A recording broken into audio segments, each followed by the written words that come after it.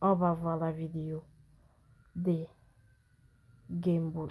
Et après, je crois que je vais faire aussi des réacts à cette vidéo. Et c'est la même chaîne. Regardez, c'est lui. C'est toujours lui qui a fait cette vidéo et on va voir ensemble.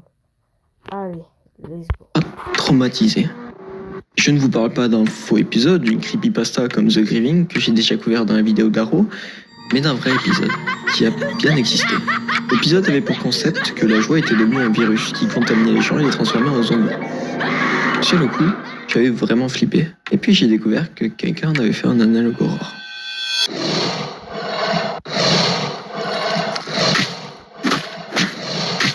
Juste avant qu'on commence, si vous appréciez cette vidéo, n'hésitez pas à vous abonner. Et si vous avez quelque chose à dire, comme par exemple « Arrow l'a déjà fait », je vous attends dans les commentaires. Ok. Aussi, abonnez-vous à ma chaîne. Parce que, je sais pas pourquoi, mais vous voulez pas s'abonner. Mais abonnez-vous, pardon. D'habitude, je vous invite fortement à aller voir les vidéos originales, mais que si vous comprenez l'anglais, bien sûr. Et dernier petit message, je serai en live aujourd'hui à 18h30 sur Twitch. Si ça vous intéresse, je vous y attends. Oui. Tu m'esquives? Tu oses? Qu'est-ce que c'est cette merde? L'épisode commence avec Anaïs et Darwin marchant dans les couloirs de l'école. Darwin dit à Anaïs: on a déjà affronté des situations difficiles, et on a toujours trouvé un moyen de les surmonter. Même si Gumball a disparu, je suis sûr qu'il va parfaitement bien, et qu'il est en sécurité. C'était juste un câlin de papa. Et regarde ce que ce câlin a provoqué. Tu ne vois pas les dégâts, c'est sérieux. Tu as vu les élèves infectés. Nous ne savons pas quels autres dégâts ça peut causer. Alors on doit partir d'ici immédiatement, Darwin. Même si ça signifie laisser Gumball derrière. Mais nous ne pouvons pas prendre ce risque sans aucune aide de notre côté. Restons ensemble, s'il te plaît. Et alors qu'elle continue de marcher, Darwin reste en retrait, inquiet pour Gumball, jusqu'à ce qu'il entende une respiration lourde.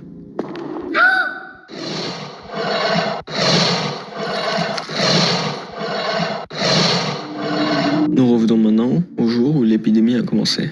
Alors que Richard, le père de Gumball, dort sur le canapé, la mère de Gumball rentre à la maison et se rend compte que les enfants ne sont pas à la maison, alors que l'école est terminée depuis bien longtemps. Elle demande à Richard: où sont les enfants? Ils traînent peut-être après l'école, comme d'habitude. Mais je suis sûr qu'ils vont rentrer, ne t'inquiète pas. Oui, tu as raison. Je sais pas pourquoi je suis autant inquiété.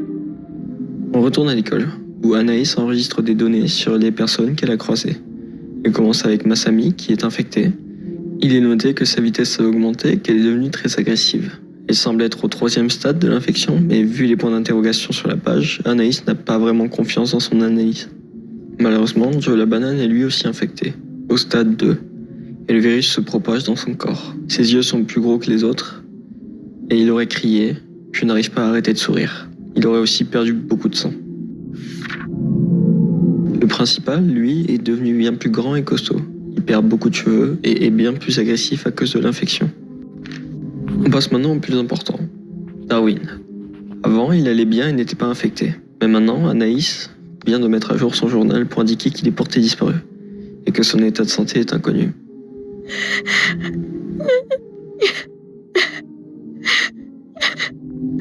Alors on dit que Gumball a pris Darwin. Ça, c'est une théorie. C'est alors qu'on entend des pas s'approcher. Anaïs, prête à se battre pour sa vie, met son masque et saisit sa batte. En tournant le coin pour frapper, elle tombe sur Carmen le cactus. Oh non, attends, je suis pas infecté. Carmen? Hein? Tu me connais? Tu serais pas la sœur de Gumball? Oui, c'est ça. Il se cache à nouveau dans le couloir. Carmen tient à l'aine le ballon, dégonflé, dans un sac, mais n'explique pas pourquoi. J'ai peur. Tout va trop vite. Je vais tout expliquer. Mais avant tout, tiens, prends ce masque. Il commence à marcher vers l'infirmerie. Dedans, on y retrouve un tableau créé par Anaïs. C'est quoi tout ça? Qu'est-ce que ça veut dire? Anaïs lui explique qu'elle a fait des recherches et que le virus se propague bien plus vite qu'il ne l'imagine. Les infectés ne sont pas juste comme des zombies, ce sont des monstres joyeux mais sans esprit. Elle appelle ça le virus de la joie. Elle révèle aussi qu'elle et Darwin cherchaient un remède. Mais elle hésite à parler de Darwin, ce qui inquiète Carmen. Au même moment, Nicole et Richard, après 2 heures de recherche et un appel à la police, décident enfin d'aller à l'école pour chercher des indices. Nicole veut entrer, mais Richard lui dit: je ne pense pas qu'il y ait encore des personnes dans l'école. Alors reste dans la voiture, je vais aller chercher les enfants. Un texte nous dit, une fois rentrés, ils ne sont jamais sortis. À l'intérieur, Nicole critique la police, tandis que Richard, terrifié, reste derrière. En jetant un œil dans une classe, il entend de petits pas et dit « Attention !» C'est Joe la banane, infecté, qui leur fonce dessus. « Nicole, fais quelque chose !» Nicole l'écrase, encore et encore, jusqu'à ce que Richard crie d'arrêter. Elle dit « Je ne voulais pas. » Pendant ce temps, à l'infirmerie, Carmen dit à Anaïs qu'elle a mis Alan dans un sac plastique pour le garder en sécurité. Puis redemande qu'est-il arrivé à Gumball et Darwin.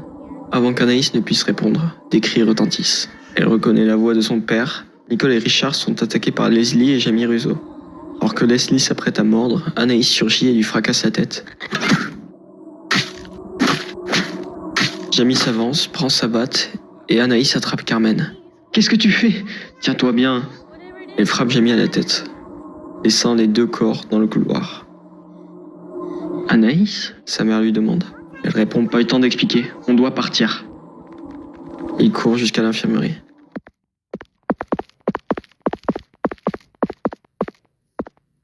Nicole serre Anaïs dans les bras, soulagée.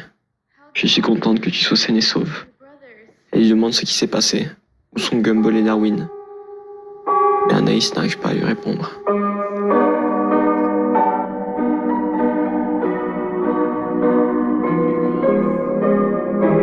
Nous avons appris que la mauvaise humeur de Gumball a conduit à un câlin magique de Richard, suivi par Gumball mordant le principal Brown, ce qui a provoqué une infection.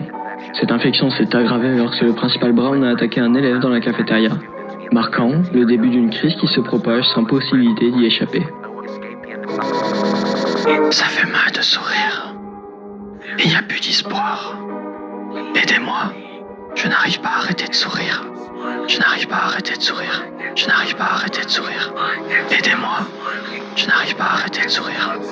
Aidez-moi. Je n'arrive pas à arrêter de sourire. Aidez-moi. Je n'arrive pas à arrêter de sourire. Attendez. Oui. La vidéo s'est finie par là.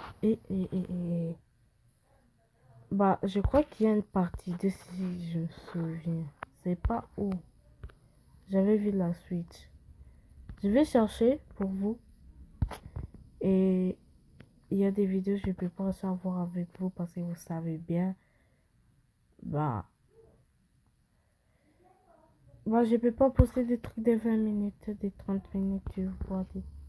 Ça, YouTube refuse. Pourquoi? Je sais pas. Ok, maintenant, je crois qu'il n'y a pas de partie 2. Il n'y a pas.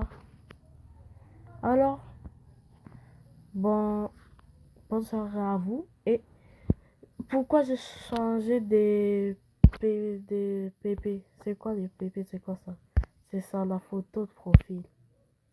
Et les trucs là en haut, je les ai changés. Voici pour comment je les ai changés.